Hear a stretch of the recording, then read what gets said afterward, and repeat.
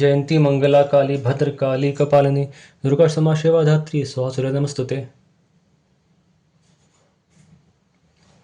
श्री दुर्गा कवच चंडी पाठ। ओम नमः चंडिकाय। मार्कंड ऋषि बोले, हे पितामह, आप हमें कोई ऐसा परम गुप्त साधन बताइए जिसके द्वारा मनुष्यों की सभी प्रकार से रक्षा हो सके और जो आपने अभी तक किसी को न बतलाया हो।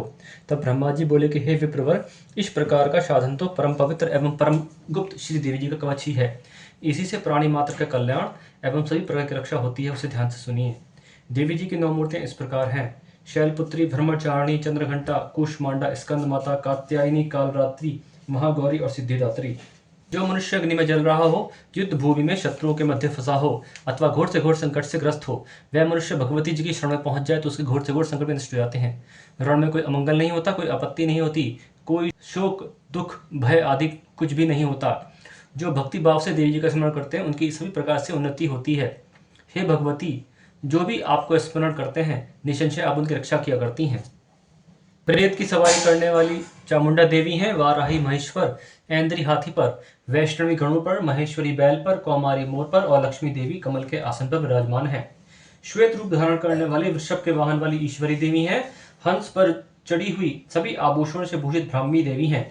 इस प्रकार अनेक प्रकार के रत्नों से विभूषित सभी योग शक्तियों से संयुक्त ये सभी माताएं हैं। सभी देवियां क्रोधयुक्त रथों पर सवार होकर दर्शन देती हैं। ये शंख, चक्र, गदा, शक्ति, हल, मूषल, खेडक, तोमर, परशु, पाश, कुंठ, त्रिशूल तथा उत्तम शारंग, धनुष इत्यादि अस्त्र शस्त्र दैत्यों के शरीर नाश के लिए, भक्तों के अभय देने के लिए और देवताओं के हित के लिए धारण करती हैं। हे महारौद्र, हे महाघोर पराक्रम वाली, महाबली, महा उत्साह वाली, घोर से घोर भयों का विनाश कर देने वाली हे देवी जी, आपको नमस्कार है। हे देवी, आपके दर्शन कठिन हैं। शत्रुओं के भय को बढ़ाने वाली देवी जी, आपकी रक्षा कीजिए। पूर्व दिशा में मेरी रक्षा इंद्र देवी करें। अग्नि कोण में अग्निशक्ति, दक्षिण में वाराही, नैऋत्य कोण में खड़ग धारणी, पश्चिम में वारुणी, वायु कोण में मृगवाहिनी, उत्तर में कौमारी, ईशान कोण में शूलधारणी, ऊपर ब्रह्माणी और नीचे वैष्णवी देवी रक्षा करें। इस प्रकार शव वाहिनी चामुंडा देवी 10 दिशाओं में रक्षा करें। जया मेरे आगे की, विजया मेरे पीछे की, बाई और अजिता, दाई और अपराजिता रक्षा करें। उद्योतनी शिखा की और उमा मेरे मस्तक पर विराज कर रक्षा करें।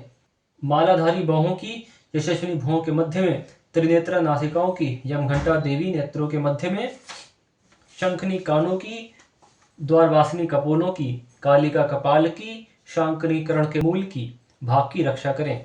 नासिका की सुगंधा, ऊपर के होठ की चर्चिका एवं नीचे के होठ की अमृत कला एवं जिह्वा की सरस्वती देवी रक्षा करें। दांतों की कौमारी, कंठ की चंडिका, गले की चित्रघंटा, तलु प्रदेश की महामाया रक्षा करें। चिंबू की कामाक्षी, वाणी की सर्वमंगला, ग्रीवा की भद्रकाली, पृष्ठ अस्थियों की धनुर्धरी रक्षा करें। कंठ के बाहरी भाग की नीलग्रीवा, कंठ नलिका की नलकुबरी, दोनों कंठों की खड़गनी, भुजाओं की वज्रधारणी रक्षा करें। दोनों हाथों की दंडनी, अंगुलियों की अंबिका, नाखूनों की शूलेश्वरी, कुक्षी की कुलेश्वरी, स्तनों की महादेवी, मन की शोक विनाशिनी, हृदय की ललिता देवी, उदर की शूलधारिणी रक्षा करें। नाभि की कामनी, गुप्त इंद्र की गुहेश्वरी, लिंग की पूत कामनी, गुदा की महेश्वाहिनी रक्षा करें। कटी भाग की भगवती, घुटनों की विंध्यवासिनी, जंघाओं की महाबला रक्षा करें। गुल्फों की नारसिंगी, पांव के तलुओं की तेजसी, अंगुलियों की श्रीदेवी, तलों की तलवासिनी रक्षा करें। नाखूनों की दृष्टा कराली, केशों की उदरकेशनी, रोम छिद्रों की कौवारी एवं त्वचा की वागेश्वरी रक्षा करें। रक्त, मज्जा, वसा, मांस एवं अस्थियों और मेदे की पार्वती, अंतड़ियों की कालरात्रि, पित्त की मुकुटेश्वरी रक्षा करें। पद्म कोश की पद्मावती, कफ की चूड़ामणि, नाखूनों के तेज की ज्वालामुखी, सभी संधियों की अभेद्य देवी रक्षा करें। हे ब्रह्माणी, आप मेरे वीर्य की रक्षा करें। छाया की छत्रेश्वरी, मन बुद्धि अहंकार की धर्म धारण रक्षा करें। प्राणों की कल्याण शोभिना, शब्द स्पर्श रस रूप गंध इन 5 इंद्रियों की योगिनी, सत्व रजतम की नारायणी सर्वदा रक्षा करें। आयु की वाराही, धर्म की वैष्णवी, यश एवं कीर्ति लक्ष्मी रक्षा करें तथा धन एवं विद्या की चक्र रक्षा करें। इंद्राणी मेरे गोत्र की, चंडिके मेरे पशुओं की, महालक्ष्मी मेरे पुत्र की, भैरवी भार्या की, मेरे पथ की सुपथा, मार्ग की शेमकरी, राजा के दरबार में महालक्ष्मी एवं सभी दिशाओं में स्थित होके विजय मेरी रक्षा करें। जो भी स्थान कवच में नहीं आए हैं और जो भी आरक्षित हैं उन स्थानों की पापनाशिनी जयंती देवी रक्षा करें।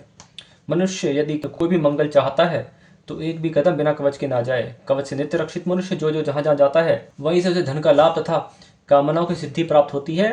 पृथ्वी पर उस पुरुष की ऐश्वर्य एवं अतुल संपत्ति प्राप्त होती है। वह मनुष्य निर्भय हो जाता है। युद्ध भूमि में कोई उसे जीत नहीं सकता एवं त्रिलोकी में पूजा जाता है। यह देवी कवच देवताओं को भी अत्यंत दुर्लभ है। जिसको अत्यंत श्रद्धा के साथ सावधान होकर तीनों संध्याओं में जो नित्य पाठ करता है उसे देवी कला प्राप्त होती हैं। कोई भी उसे तीनों लोकों में पराजित नहीं कर सकता। न उसे अकाल मृत्यु आती है, वह 100 वर्ष से भी अधिक आयु पाता है। लूता, चेचक, कोढ़ आदि सभी व्याधियां नष्ट हो जाती हैं। जंघम एवं कृत्रिम विष निवृत्त हो जाते हैं। मरण, मोहन आदि सभी प्रकार के अभिचय योग, तंत्र मंत्र कवचावत पुरुष को देखते ही निवृत्त हो जाते हैं। भूचल, नपचर, जलचर, नीची श्रेणी के देवता, जन्म के साथ पैदा हुए देवता, कुल देवता, गंडमाला, डाकनी, शाकनी, अंतरिक्ष में विचरण करने वाली घोर डाकनियां, ग्रह, भूत, पिशाच, यक्ष, गंधर्व, राक्षस, ब्रह्म राक्षस, बेताल, कुष्मांड, भैरव आदि जिस किसी मनुष्य के हृदय में कवच का निवास हो, उस पुरुष को देखते ये सभी नष्ट हो जाते हैं। राज सम्मान प्राप्त होता है। यह कवच उनका तेज, यश एवं कीर्ति वृद्धि करता है। चंडी पाठ करने वाला पहले कवच का पाठ करे। जब तक पर्वत वन काननों के साथ यह पृथ्वी टिकी हुई है, तब तक ऐसे पुरुष की संतति सदैव टिकी रहती है। कवच का पाठ करने वाले का देहांत होने पर महामाया की कृपा से देव दुर्लभ परम स्थान प्राप्त होता है और वह सुंदर रूप को प्राप्त कर सदा शिव के साथ आनंद प्राप्त होता है। इति श्री देवी कवच संपूर्ण पुल जयंती मंगला काली भद्र काली कपालिनी दुर्गा क्षमा शिवा धात्री स्वाहा नमस्तुते। श्री अगला स्रोत प्रारंभ। श्री मार्कंडेय ऋषि बोले कि जयंती मंगला काली भद्र काली कपालिनी दुर्गा क्षमा शिवा धात्री स्वाहा नमस्तुते। हे चामुंडे देवी, हे समस्त प्राणियों के दुख निवारण करने वाली आपकी जय हो। हे सर्वव्यापक देवी जी, हे कालरात्रि आपकी जय हो। मधु तथा कैठभ दैत्यों का दलन करने वाली, ब्रह्मा जी को वर देने वाली आपकी जय हो।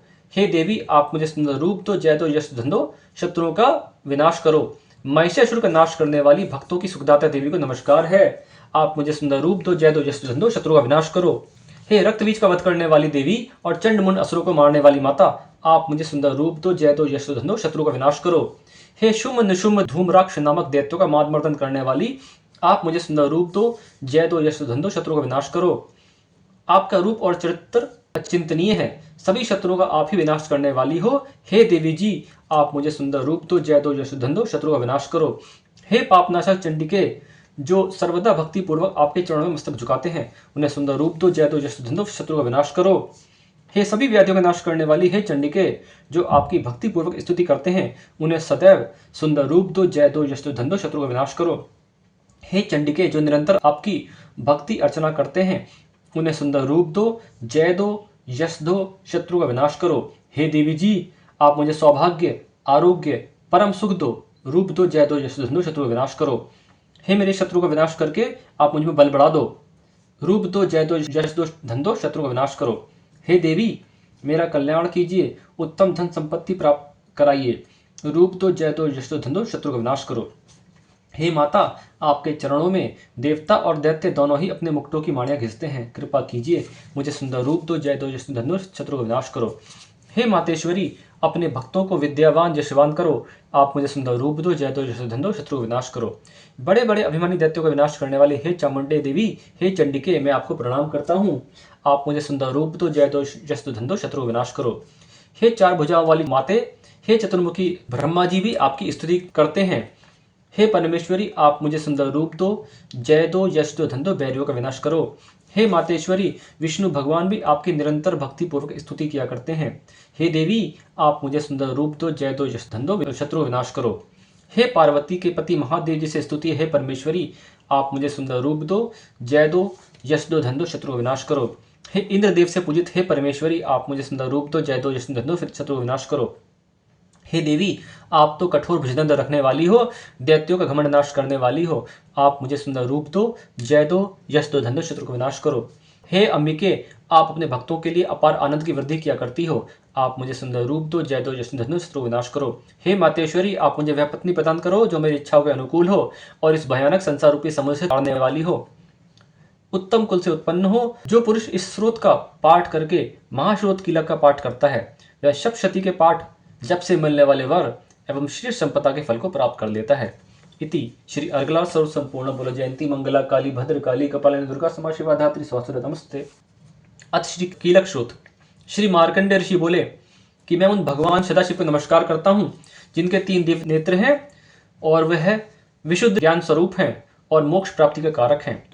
अर्ध चंद्रमा जिनके मस्तक पर शोभायमान है, मंत्रों के शाप एवं उत्कीलन आदि को समझकर पाठ करने वाला पुरुष मोक्ष प्राप्त कर लेता है, अतः इसका ज्ञान होना आवश्यक है। सब उच्चानादि वस्तुएं इसी श्रोत के पाठ के द्वारा सिद्ध हो जाती हैं, और जो श्रोत का पाठ करके शब्द सिद्धि के पाठ से स्तुति करते हैं उन्हें देवी जी सिद्ध हो जाती हैं। उच्चानादि प्रयोगों में उन पुरुषों को मंत्र, औषधि आदि किसी अन्य साधन की आवश्यकता नहीं पड़ती, बिना जप के ही सभी उच्चानादि से सिद्ध हो जाती हैं। क्या समस्त उच्चानादियां इसी से सिद्ध हो जाती हैं? इस प्रकार की लोगों को शंका हुई। तब शंका के निवारण के लिए सदाशिव ने लोगों को बुला के आज्ञा दी कि हाँ, यही सभी सिद्धि देने वाला शुभ स्रोत है। उस चंडिका स्रोत को भगवान सदाशिव ने गुप्त कर दिया। इस स्रोत के पाठ के द्वारा प्राप्त होने वाला पुण्य कभी समाप्त नहीं होता। साधक सभी प्रकार का क्षेम प्राप्त कर लेता है, इसमें कोई संशय नहीं। कृष्ण पक्ष की चतुर्थी अथवा अष्टमी के दिन एकाग्र होकर जो सब कुछ अपना भगवती के अर्पण करते हैं और फिर प्रसाद रूप में ग्रहण करते हैं, उन पर भगवती प्रसन्न रहती हैं, अन्यथा नहीं। इसे कीलक द्वारा महादेव जी ने कीलित कर दिया। इसका उत्कीलन करके दुर्गा सप्तशती का जो स्पष्ट रूप नित्य पाठ करते हैं वह सिद्ध हो जाते हैं, देवी जी का गण एवं गंधर्व बन जाते हैं। वह कहीं भी घूम रहे हो उन्हें कोई भय नहीं होता, ना उनकी अकाल मृत्यु आती है। देहांत होने पर वह मोक्ष प्राप्त कर लेते हैं। इसीलिए इस कीलक स्रोत को समझकर तथा उसका उत्कीलन करके ही पाठ करना उचित है। जो इस प्रकार नहीं करते उनका नाश होता है। तभी तो बुद्धिमान इनका उत्कीलन करके ही पाठ आरंभ करते हैं। जो कुछ भी रमणियों में सौंदर्य, सौभाग्य आदि दिखाई देते हैं वे सब के सब हे श्री देवी जी आपकी ही कृपा के फल हैं। इसी कारण इस शुभ स्रोत का पाठ सदा जप करते रहना चाहिए। इस स्रोत के मंद स्वर में पाठ करने से थोड़ा फल प्राप्त होता है एवं उच्च स्वर से पाठ करने से अधिक फल प्राप्त होता है। अतः उच्च स्वर में ही पाठ आरंभ करना चाहिए। जिन भगवती की कृपा के द्वारा सौभाग्य, आरोग्य, संपत्तियां, शत्रुनाश एवं परम मोक्ष की प्राप्ति होती है, उन जगत की माता की अवश्य ही स्तुति करनी चाहिए। इति श्री कीलक स्रोत संपूर्ण। बोलो जयंती मंगला काली भद्र काली कपालिनी दुर्गा क्षमा शिवा धात्री सहस्र नमस्तुते। जयंती मंगला काली भद्र काली कपालिनी दुर्गा क्षमा शिवा धात्री सहस्र नमस्तुते। प्रथमोध्याय दुर्गा सप्तशती भाषा। प्रथमोध्याय। श्री चंडिका देवी को नमस्कार है। मार्कंडेय ऋषि बोले, सूर्य के पुत्र जो 8वें मनु कहलाए, अब मैं आपको उनकी उत्पत्ति की कथा सुनाता हूं, उसे विस्तार से सुनिए। सूर्य के पुत्र महाभाग सर्वणी जिस प्रकार महामाया की कृपा से मनवंतर के अधिपति बने, उस कथा को ध्यान से सुनिए। प्राचीन काल में स्वरोचित मनवंतर के चैत्र वंश में उत्पन्न हुए सुरथ नाम के राजा थे। उस समय समस्त पृथ्वी मंडल पर उन्हीं का अधिकार था। अपनी प्रजा की तो वह औरस पुत्रों की भांति पालन किया करते थे, फिर भी कोला विध्वंसी क्षत्रिय राजा उनके शत्रु बन बैठे। तब राजा सुरथ की दंड नीति अत्यंत कठोर थी। उनका कोला विध्वंसों के साथ युद्ध छिड़ गया। यद्यपि कोला विध्वंसी संख्या में कम थे, फिर भी युद्ध में सुरथ उन लोगों से हार गए। तब तो सुरथ अपने ही पुर में आके अपने ही देश का राज्य करने लगे। तब उन प्रबल शत्रुओं ने उन्हें वहां भी न छोड़ा, वहीं पे आके महाभाग पर आक्रमण कर दिया। उस समय सुरथ का बल क्षीण हो चुका था। यह देखकर उनके दुरात्मन, दुष्ट एवं बलवान आत्माओं ने उनको अपने ही पुर में सेना, कोष आदि सभी कुछ छीन लिया। तब जो उनका प्रभुत्व छीन चुका था, ऐसे वह अकेले ही घोड़े पर सवार होकर शिकार खेलने के बहाने घने वन में चले गए। तब वन में जाके उन्होंने एक ऐसा आश्रम देखा जहां हिंसक जानवर भी अपनी स्वभाव हिंसा प्रवृत्ति त्याग कर परम शांत अवस्था में रहते थे।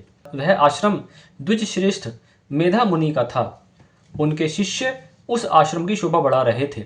राजा उस आश्रम में पहुंचा, तब मुनि ने उनका सादर सत्कार किया। उन मुनि के परम श्रेष्ठ आश्रम पर इधर उधर विचरण करने के कुछ समय के पश्चात उन्होंने वहां व्यतीत किया और फिर उसी आश्रम में आके निवास करते हुए उनके चित्त में राज्य की ममता ने आकृष्ट करना शुरू कर दिया। वह विचार करने लगे कि अहो, जिसको मेरे पूर्वज पूर्व काल से पालते आए, आज वह राज्य मुझसे छिन गया है। मेरे ही नौकर दुराचारी हो गए हैं। पता नहीं अब वह लोग धर्म पूर्वक प्रजा का पालन करते होंगे कि नहीं। मेरा शूरवीर हाथी जो मद की वर्षा किया करता था, वह मेरे शत्रुओं के अधीन आके ना जाने किन किन भोगों का भोग भोग रहा होगा।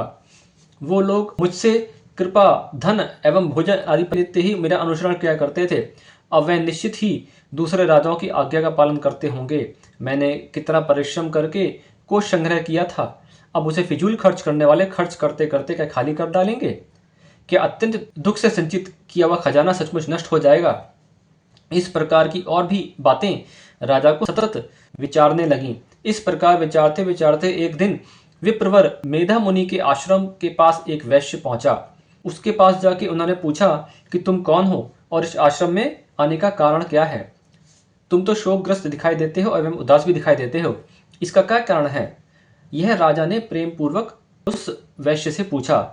तब राजा की बात सुनकर वैश्य ने अत्यंत नम्रता के साथ उत्तर दिया। वैश्य बोला कि मैं धनवान कुल में उत्पन्न समाधि नाम का वैश्य हूँ। धन के लोभ में पड़ के मेरे पुत्र एवं स्त्रियों ने अत्यंत दुष्ट होकर मुझे घर से निकाल दिया है। इस समय मैं धन पुत्र आदि रहित हूँ। मेरा धन पाकर मेरे असाधु बंधुओं ने मुझे हटा दिया है। मैं अत्यंत दुखी होकर इस वन में चला आया हूँ। यहाँ आने पर मुझे मालूम नहीं कि मेरे पुत्र स्त्री एवं संबंधी कुशल होंगे कि नहीं। मेरे बांधव एवं स्त्री पुत्रों का क्या समाचार होगा? घर में रहते हुए वह किसी प्रकार का कष्ट तो नहीं भोग रहे होंगे। ना जाने मेरे पुत्र किस प्रकार रह रहे होंगे, दुराचारी होंगे अथवा सदाचारी। इस प्रकार और भी कई बातें मुझे विचर रही हैं।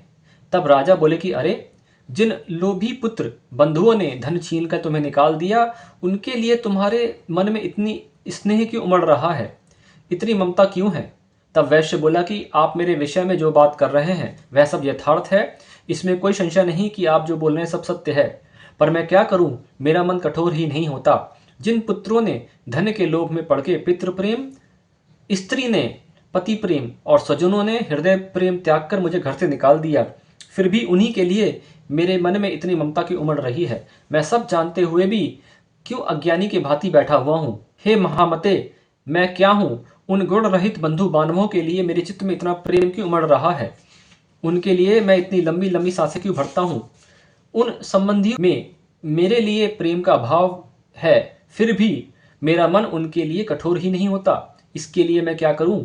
तब मार्कंडेय बोले कि हे ब्राह्मण श्रेष्ठ, तब वे दोनों राजा सुरथ तथा समाधि नामक वैश्य मेधा मुनि के पास पहुंचे। वह श्रेष्ठ राजा तथा वे समाधि वैश्य न्यायपूर्वक ऋषि का सत्कार करके उनके चरणों में बैठ गए। वैश्य और राजा ने वार्तालाप आरंभ किया। तब राजा बोला कि हे भगवान, मैं आपसे एक बात पूछना चाहता हूँ, कृपया करके मुझे बतलाएं। मेरा मन अपने वश में नहीं। यह बात मेरे मन को अति दुखित कर रही है। मेरा राज्य मुझसे छिन गया है, उसकी तथा उस राज्य की सभी अंगों की ममता मुझे लग रही है। मैं जानता हूँ कि वह राज्य मेरा नहीं रहा, फिर भी हे महामुने, यज्ञों की भांति मैं उसके लिए अत्यंत दुखी हूँ। इसका क्या कारण है? इधर इस वैश्य को भी पुत्र, स्त्री, नौकर चाकरों ने अपमानित करके घर से निकाल दिया है। यद्यपि इसे संबंधियों ने त्याग भी दिया है, फिर भी इसका मन उनके स्नेह में लगा रहता है। इस प्रकार और यह और मैं दोनों ही अत्यंत दुखी हैं। हे महाभाग, जिस विषय में दोष प्रत्यक्ष दिखाई दे रहा है, उसमें भी हमारा मन ममता के कारण क्यों खींचा जा रहा है? इसका क्या कारण है? हम दोनों ज्ञानवान होते हुए भी ऐसा मोह क्यों हो रहा है? मुझे विचार शून्य पुरुष की भांति मूर्ख प्रत्यक्ष दिखाई दे रही है।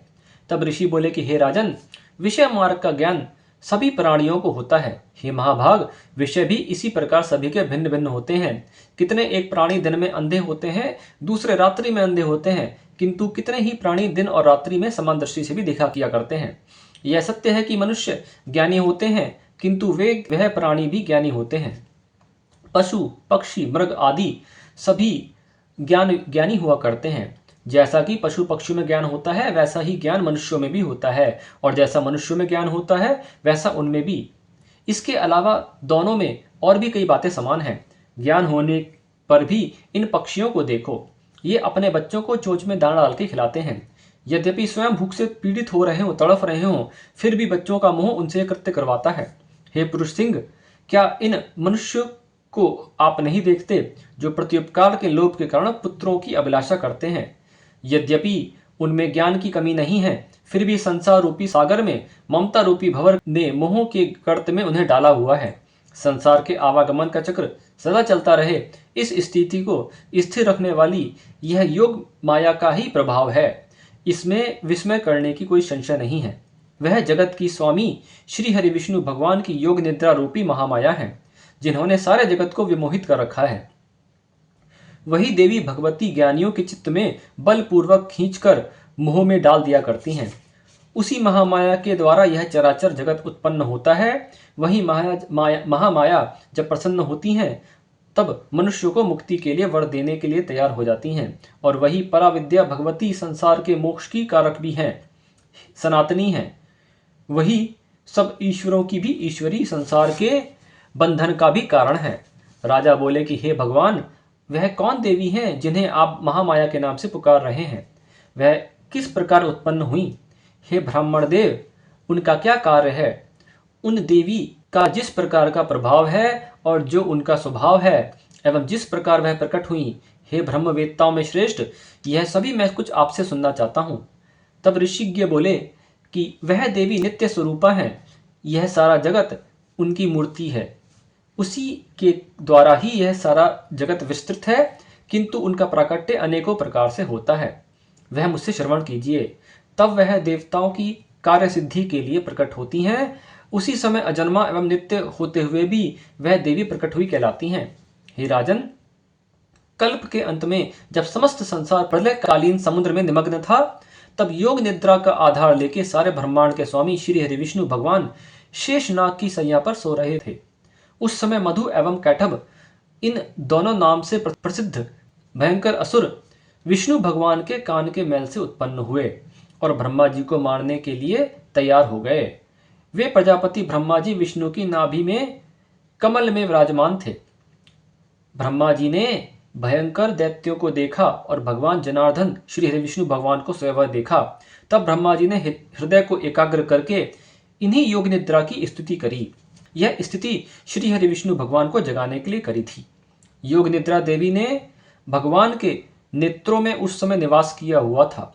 सारे विश्व की ईश्वरी, जगत को रचने वाली, स्थिति एवं संहार करने वाले भगवान विष्णु के तेज की अतुल शक्ति भगवती योग निद्रा की ब्रह्मा जी ने इस प्रकार स्तुति करी। ब्रह्मा जी बोले कि हे भगवती, आप ही स्वधा हो, आप ही स्वाहा हो, तुम ही वष्टकार तथा स्वर स्वरूपिणी हो, तुम ही अमृत हो। ओमकार स्वरूप अक्षर ब्रह्म में ओ उम इन 3 मात्राओं में आप ही स्थित हो एवं इन 3 मात्राओं के अतिरिक्त जो प्रणव के ऊपर नित्य रूपेण बिंदु अर्धमात्रा है और जिसका उच्चारण विशेष रूप से नहीं किया जा सकता, उस अर्धमात्रा में भी नित्य निवास करने वाली तुम ही हो तथा संध्या, सावित्री एवं सभी प्रकार की परम माता आप ही हो। इस विश्व को आप ही धारण करती हो, इस जगत की रचना आप ही करती हो और जगत का पालन भी आप ही करती हो और अंत में इसका ग्रास भी आप ही कर लेती हो। हे मातेश्वरी, सृष्टि को रचते हुए सरहती रूपा भी आप ही हो। पालते समय आप स्थिति रूपा हो जाती हो और कल्पांत में जब इस जगत का प्रलय करती हो तो संहति रूपा भी आप ही बन जाती हो। आप ही महाविद्या, महामाया, महामेधा, महासरस्वती हो। हे महादेवी, महादेवी, महासुरी तुम ही हो और तीनों गुणों की उत्पत्ति करता तुम ही सबकी प्रकृति हो। घोर कालरात्रि, मोहरात्रि भी आप ही हो। श्री भी आप ही हो, ईश्वरी भी आप ही हो, बोध कराने वाली लक्षण बुद्धि भी आप ही हो। आप ही लज्जा, पुष्टि, तुष्टि एवं आप ही शांति तथा क्षमा हो। खंग धारणी, त्रिशूल धारणी, घोर रूपा आप ही हो। गदा तथा चक्र धारण करने वाली आप ही हो। शंख, धनुष, बाण, भुषुंडी, परिधि आदि आयुध धारण करने वाली आप ही हो। आप ही सौम्य एवं आप ही सौमांतर हो। सभी सुंदर पदार्थों से आप अत्यंत सुंदरी हो। पर एवं अपर सबसे परा सुंदरी परमेश्वरी आप ही हो। हे सभी प्राणियों का धारण करने वाली, जहां कहीं जो भी सत एवं असत वस्तुएं हैं, उनमें जो भी शक्तियां हैं, वह आप ही हो। ऐसा होने पर भी आपकी स्तुति भला और कौन कर सकता है। और जो जगत के उत्पादक, पालक एवं संहारक श्री हरि विष्णु भगवान हैं, आपने उन्हें योग निद्रा में अधीन किया हुआ है। आपकी स्तुति भला और कौन कर सकता है और करने में समर्थ हो सकता है। हे देवी, मुझे भगवान विष्णु को एवं भगवान महादेव को भी आपने ही श्रेणी धारण कराया हुआ है। इसी कारण आपकी स्तुति करने की भला किसमें शक्ति हो सकती है। हे देवी, आप अपने उदार प्रभावों के द्वारा ही स्वयं प्रशंसित हो। हे देवी, ये मधु एवं कैटभ दोनों दुधुष असुर हैं, इन्हें मोहित करो और जगत के स्वामी श्री हरि विष्णु भगवान को अत्यंत शीघ्र ही जगा दो। इसके साथ ही साथ भगवान श्री हरिविष्णु के हृदय में इन दोनों को मार डालने की बुद्धि भी उत्पन्न करो। तब ऋषि बोले कि हे राजन, इस प्रकार ब्रह्मा जी ने उन तमोगुणी देवी की स्तुति करी। तब विष्णु भगवान को जगाने के लिए करी थी एवं मधु एवं कैटभ दोनों को मारने के लिए करी थी। तब भगवान के नेत्र, मुख, नासिका, भुजा, हृदय एवं वक्ष स्थल से प्रकट होके वह देवी अव्यक्त जन्मा ब्रह्मा जी की दृष्टि के सामने उपस्थित हो गईं। तब योग निद्रा से मुक्त हुए जगन्नाथ जनार्दन भगवान हरि विष्णु भगवान एकार्णव के जल में शेष शैया से जाग गए और उन दोनों को सामने देखा। वे दुरात्मा अत्यंत पराक्रमी मधु एवं कैटभ क्रोध से आंखें लाल लाल करके ब्रह्मा जी को खा जाने के लिए तैयार हो रहे थे। तब झटपट उठकर भगवान श्री हरि विष्णु ने उन दोनों के साथ भुजा युद्ध करना आरंभ कर दिया। वे दोनों बलवान होने के कारण उन्मत्त थे एवं महामाया से विमोहित भी थे। उनके साथ विष्णु जी ने 5000 वर्ष पर्यंत भुजा युद्ध किया। तब उन दैत्यों ने केशव भगवान से कहा कि हम तुम्हारे पराक्रम से बहुत प्रसन्न हैं, मांगो जो वर मांगना चाहो मांग लो हमसे। तब श्री हरि विष्णु भगवान बोले कि यदि तुम दोनों मुझ पर प्रसन्न हो तो यही वर दो कि तुम दोनों मेरे हाथों मारे जाओ, और मैं भला क्या पर मांगू, बस यही मांग लेता हूं। तब ऋषि बोले कि इस प्रकार वे दोनों धोखे में आ गए। तब सारा जगत जल में उन्होंने देखा। फिर वे भगवान विष्णु से बोले कि जहां पृथ्वी जल में डूबी ना दिखाई दे वहां हम दोनों का वध करो। तब ऋषि बोले कि ऐसा ही होगा। तब श्री विष्णु भगवान ने तथास्तु कहा और शंख चक्र गदाधारी भगवान ने उन दोनों के सिर अपने जंघाओं पर रख के चक्र से काट गिराए। इस प्रकार यह महामाया भगवती ब्रह्मा जी की स्तुति करने पर स्वयं प्रकट हुई थी। अब मैं उन देवी के प्रभाव का वर्णन करता हूं, उसे श्रवण कीजिए। इति प्रथमोध्याय संपूर्ण। बोलो जयंती मंगला काली भद्र काली कपालिनी दुर्गा क्षमा शिवा धात्री स्वाहा नमस्तुते। जयंती मंगला काली भद्र काली कपालिनी दुर्गा क्षमा शिवा धात्री स्वाहा नमस्तुते। या देवी सर्वभूतेषु विष्णुमयते शक्ति नमस्ते नमस्ते नमस्ते नमः स्वाहा। या देवी सर्वभूतेषु बुद्धिरूपेण संस्थिता नमस्ते नमस्ते नमस्ते नमः स्वाहा। या देवी सर्वभूतेषु विद्यारूपेण संस्थिता नमस्ते नमस्ते नमस्ते नमः स्वाहा। या देवी सर्वभूतेषु मातृरूपेण संस्थिता नमस्ते नमस्ते नमस्ते नमः स्वाहा। या देवी सर्वभूतेषु लक्ष्मी रूपेण संस्थिता नमस्ते नमस्ते नमस्ते नमः स्वाहा। या देवी सर्वभूतेषु शक्ति रूपेण संस्थिता नमस्ते नमस्ते नमस्ते नमो नमः स्वाहा। या देवी सर्वभूतेषु विजय रूपेण संस्थिता नमस्ते नमस्ते नमस्ते नमो नमः स्वाहा। या देवी सर्वभूतेषु विजय रूपेण संस्थिता नमस्ते नमस्ते नमस्ते नमः स्वाहा। या देवी सर्वभूतेषु विजय रूपेण संस्थिता नमस्ते नमस्ते नमस्ते नमो नमः स्वाहा। जयंती मंगला काली भद्र काली कपालिनी दुर्गा क्षमा शिवा धात्री स्वाहा नमस्तुते।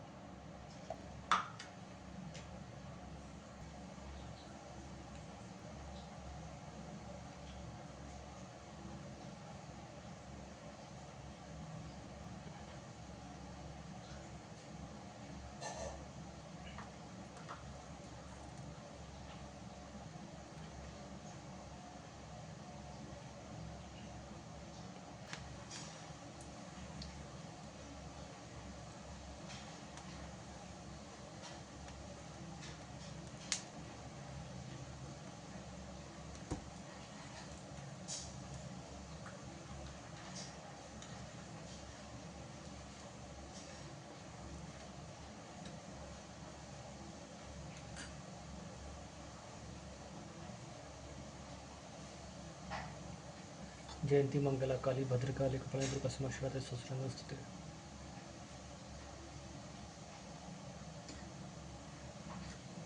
ओम नमो भगवते वासुदेवाय। ओम जय अम्बे गौरी में जय श्यामा गौरी, तुमको निश्चिंत हरि भ्रमर शिवरी, मांग सुंदर विराजती को मरम्य को, उज्ज्वल से दोनों चतुर्वदनी को, कनक स्पान का लिवर रक्तंबर राजे, भरत पुष्प का माला कंठित फसाजे, केहरि वाण राजत खटक खबरधारी, सुर नर मुनिजन सेवत तिनके दुखारी, कानन कुंडल शोभित नासा करे मोती, कोटिक चंद्र दिवाकर राजा शिवज्योति, शुम निशुम बिडारे महिषासुर गाती, धूम्र विलोचना निश्चित मधुमाती, चंड मुंड तुम्हारे शुणित बिझरे, मधु कैटभ संखारे सुर भयहीन करे, तुम ब्रह्माणी तुम रुद्राणी तुम कमले रानी, आगम निगम बखानी तुम शुभ पटरानी, 64 योगिनी मंगल गावत नेत कर भैरो, बाजत ताल मृदंग आवाज डमरू, तुम ही जकी माता तुम ही भरता, भक्तन की दुखहरता सुख संपत्ति करता, भुजाचार अति शोभित हबे सुवरदारी, मन वांछित फल पावत सेवत नर नारी, कंचन थार विराजत अकर कपूर बाती, श्री माल केतु में राजत कोटि रतन ज्योति, अम्बे जी की आरती जो कुंद दरगाह में प्रेम सहित गावे, कहत शिवानंद स्वामी भजत हरिहर स्वामी मनवांचित फल पावे। ओम जय अम्बे गौरी में जय श्यामा गौरी, तुमको निस्तिन धावत हरि भरमा शिवरी। ओम जय अम्बे गौरी, ओम जय अम्बे गौरी मैं जय अम्बे गौरी बोले। जयंती मंगला काली भद्र काली कपालिनी दुर्गा क्षमा शिवा धात्री स्वास्त्र नमस्ते। ओम जय जगदीश श्री हरे, स्वामी जय जगदीश श्री हरे। भक्तजनों के संकट दास जनों के संकट क्षण में दूर करे। जो ध्यावे फल पावे दुख मेरे से मन का। सुख संपत्ति घर आवे कष्ट मिटे तन का। माता पिता तुम मेरे शरण गौ किसकी, तुम बिन और न दूजा अस्कुल में किसकी। तुम पूर्ण परमात्मा तुम अंतर्यामी, पार ब्रह्म परमेश्वर तुम सबके स्वामी। तुम करुणा के सागर तुम पालन करता, मैं मूर्ख खल का मैं कृपा करो बढ़ता। तुम हो एक अगोचर सबके प्राणपति, किसी विधि मिलू दया में तुमको मैं कुमति। दीन बंधु दुखहर्ता तुम रक्षक मेरे, अपने हाथ उठाओ द्वारा पड़ा में तेरे। विषय विकार मिटाओ पाप रो देवा, श्रद्धा भक्ति बढ़ाओ संतन की सेवा। तन मन धन है तेरा सब कुछ है तेरा, तेरा तुझको अर्पण क्या लागे मेरा। श्री विष्णु जी की आरती, सत्यनारायण भगवान जी की आरती, बृहस्पति देव भगवान जी की आरती। जो गुंदर वे प्रभु प्रेम सहित गावे, कहत शिवानंद स्वामी भजत हरिहर स्वामी मनवांचित फल पावे। ओम जय जगदीश श्री हरे, स्वामी जय जगदीश श्री हरे। भक्त जनों के संकट दास जनों के संकट क्षण में दूर करे। ओम जय जगदीश श्री हरे, ओम जय जगदीश श्री हरे। समझे दिननाथ हरे, समझे वंशीनाथ हरे, समझे जगन्नाथ हरे, समझे लक्ष्मी नारायण हरे। बोलो श्री सत्यनारायण भगवान की जय, विष्णु भगवान की जय, बृहस्पति देव भगवान की जय। हे शंख चक्र गदा और कमल पदम से सुसज्जित देव की श्री हरे विष्णु भगवान की जय।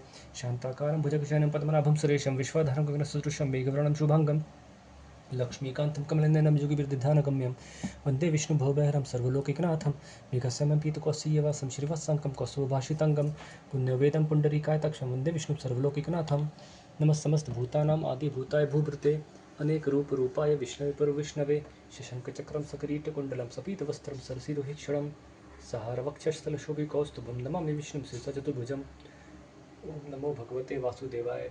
राम राम रामेति रमे रामे मनोरमे, सहस्रनाम तत्तुल्यं राम नाम वरानने। राम राम रामेति रमे रामे मनोरमे, सहस्रनाम तत्तुल्यं राम नाम वरानने।